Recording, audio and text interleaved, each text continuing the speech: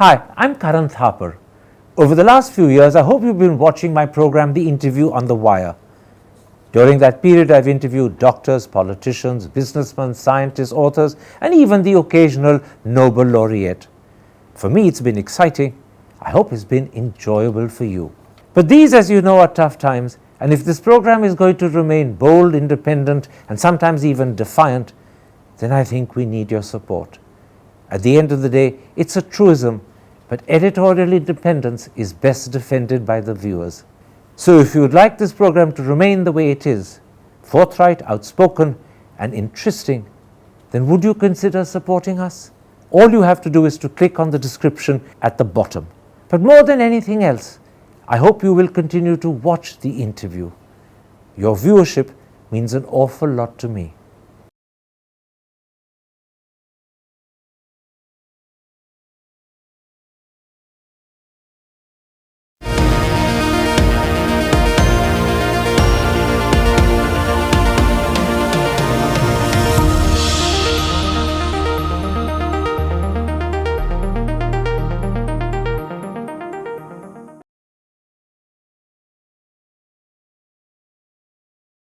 Hello and welcome to a special interview for The Wire. Yesterday in Canada's Parliament, also known as the House of Commons, Prime Minister Trudeau dropped her bombshell. He claimed that Canada had credible evidence that agents of the Indian government were responsible for the assassination of a Canadian citizen on Canadian soil, Hardeep Singh Nijjar. Subsequently, an Indian diplomat was expelled. The BBC has named him as Pavan Kumar Rai, and the New York Times has said he's the head of India's intelligence agency in Canada. And the big question we ask today is, could these allegations be true? Or has Prime Minister Trudeau made a terrible mistake? On the other hand, would the Canadian Prime Minister have gone public in his own parliament if he did not have credible grounds for doing so? Those are the key issues I shall discuss today with the former head of India's intelligence agency, R&AW, Amarjit Singh Dulat. Mr. Dulat, yesterday in the Canadian House of Commons, Prime Minister Trudeau announced that Canada had credible reasons to believe that agents of the government of India were responsible for the assassination of Hardeep Singh Nijjar, a Canadian citizen in Canada in June. As a result, an Indian diplomat, who the BBC says is Pavan Kumar Rai, and who the New York Times describes as the head of India's intelligence agency in Canada, has been expelled by the Canadian government. As a former head of our intelligence agency, R&AW, how do you respond to this charge? It sounds bizarre to me, This sort of thing has never happened. And I can only say the Canadians have got it wrong. There's something that's not clicking. Doesn't sound right. Because, ours, as you know, is a liberal democratic country, and the same ethos prevails in the agencies as well. We are very different from, let's say, Pakistan.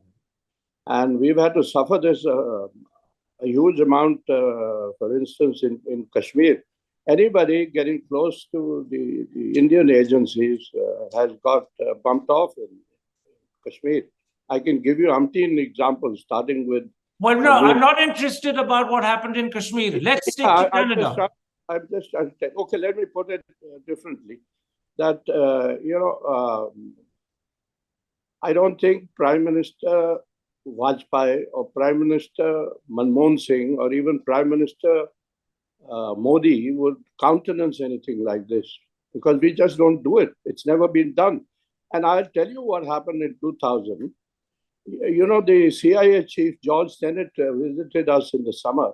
And a month or two later, his counter-terrorism chief, Kofa Black, came to Delhi. Basically, he came to meet Brijesh Mishra, who passed him on to us. And he wanted a briefing on Pakistan, which our guys gave. After that, he said, I want to have a word with you separately. And he took me in, or I took him in for a cup of tea. And he said, we are putting a lot of pressure on the Pakistanis to behave, to bring down violence. And we hope you will also behave. And I said, we don't need to behave. We always behave. We don't indulge in these things, you know. And he said, I'm glad to hear that. So I think we have a pretty good reputation. I can't believe this kind of thing happening. Well, let me give you the details as published by the New York Times. The New York Times reports that Jody Thomas, Canada's national security advisor, accompanied by the head of Canada's intelligence services, traveled over the past few weeks to confront the Indian intelligence agencies with these allegations. That's a direct quotation from the New York Times. Doesn't this suggest that A, we knew or already know what sort of evidence Canada has, and second, that this was known to us before Prime Minister Trudeau came to India for the G20 summit? But why didn't we hear of it earlier? There's no mention of it in any paper, either here or abroad, in Canada or in New York or wherever. We never heard a word of this.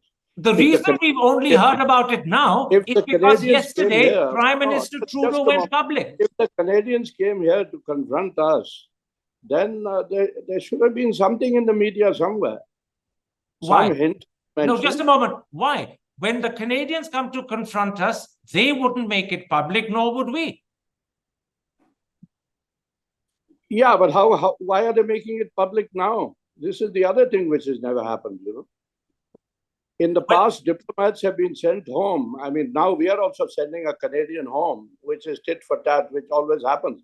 But in the past, so many diplomats of various countries have been declared persona non grata.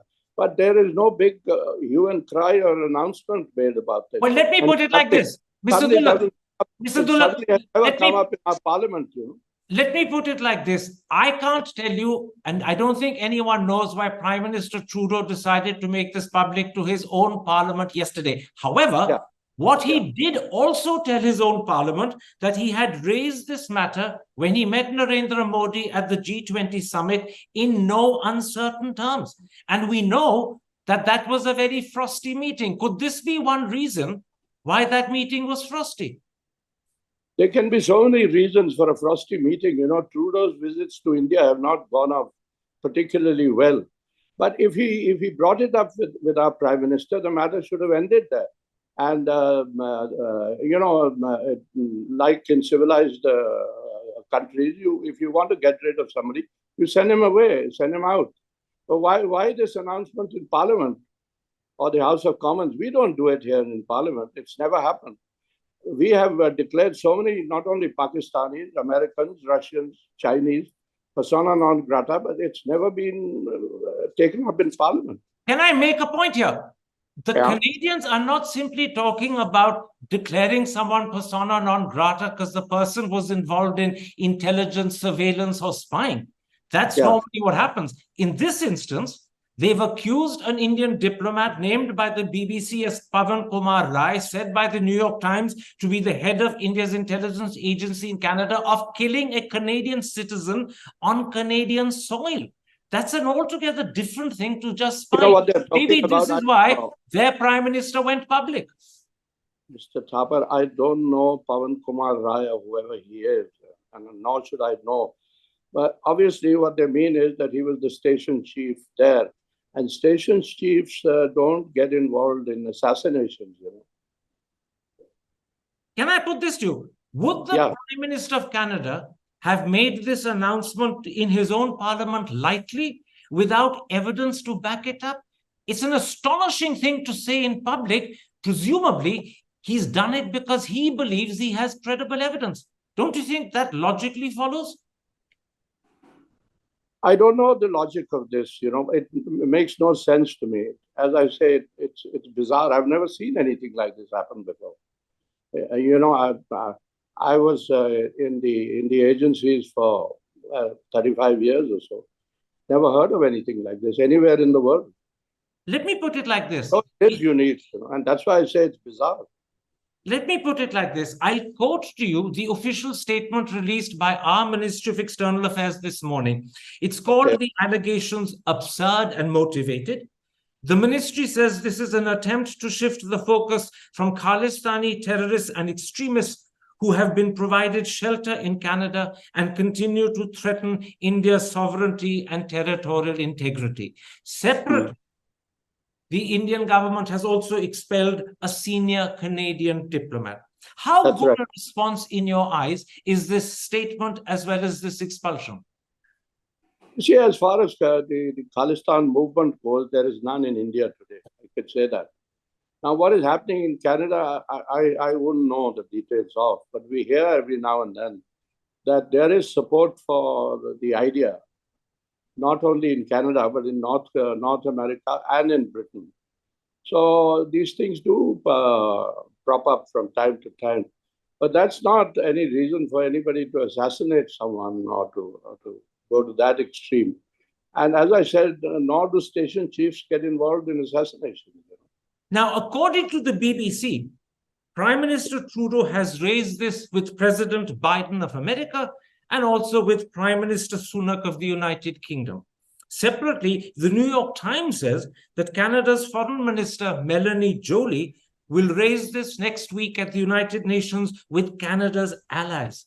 Would Canada take these steps if they didn't believe they had good, credible grounds for doing so? You know, this reminds me of the case of Kulbhushan Yadav, that he was a spy or not a spy or whatever he was, and the poor fellow is still languishing in jail in Pakistan.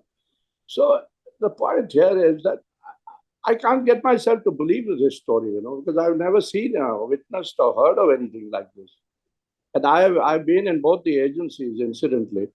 And as I said, I can give you umpteen examples. Just to give you a small example, in 2003, our friend Gilani Saab in Kashmir was making a nuisance of himself, and we could easily have rolled him down the jail. But we didn't do things like that. And then Brajesh said to me, why don't you speak to Mufti? And I spoke to Mufti Saab, who was then Chief Minister. I said, why don't you lock him up, sir? He's becoming a nuisance. He says, main nahi karunga. That will make a martyr out of him. I know how to deal with Gilani. But that's how we dealt with people. Can I put this to you? Mr. Dulat, can I put this to you? You're citing the example of Kulbhushan Yadav. Surely a better example is that of Jamal Khashoggi and Crown Prince Salman of Saudi Arabia. And my question is a simple one. No, let me finish my question. You start. Let me finish my question. Let me finish my question. No, sir. Let me finish my question before you start laughing. No, I won't laugh. If these allegations are true, and we don't know whether they are or not, but we do know that the Canadian Prime Minister has made them in his parliament, and certainly he's not the sort of person who would make these without some evidence. But I don't know if that's true. The question is this: if these allegations are true, won't India and possibly our Prime Minister Narendra Modi be in the same position as Saudi Arabia when Saudi Arabia was believed, and Crown Prince Salman in particular was believed to be responsible for the killing of Jamal Khashoggi, which happened in Istanbul? Isn't it a similar sort of situation that we theoretically face? I can only say one thing, Mr. Thapar, that I will refute and deny this more strongly than our foreign minister, because I've headed that organization. And I know what it's all about. And we don't do things like this. We've never done things like this. Let me ask you that. Yeah. Can you, as a former head of RAW, say that never has India done anything like this? Absolutely. I'm saying it repeatedly. That's what I'm trying to say. This is Pakistan's trademark or hallmark. They've bumped off umpteen people in Kashmir, but we've not indulged in assassinations. Never. No question. The reason I asked the question is that there have been two other unexplained, some newspapers say mysterious deaths of anti-Indian Sikhs as well. One in the UK, one in Pakistan. That's why people have some sort of lurking suspicion. It may be unfounded, it may be unfair, but I ask you the question again. As someone who's been in the IP, someone who's been head of RAW, you're saying we've never done this sort of thing.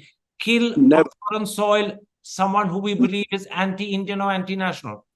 Never. Never. We've not done it on our soil, and we would certainly not do it on somebody else's soil. Never. You know better than me that these are the sort of allegations Pakistan has leveled, not just about Baluchistan, but even in the early 80s about the GA Sindh movement.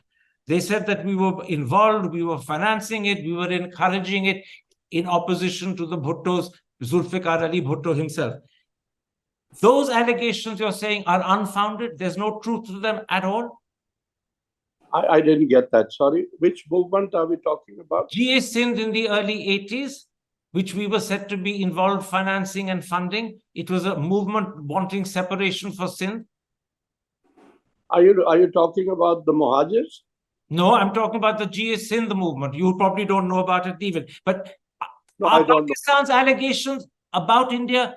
You see, there have been, let me put it like this, that there have been movements in Pakistan, like the Muhajirs, that we were sympathetic to, but we didn't get involved in these things, you know.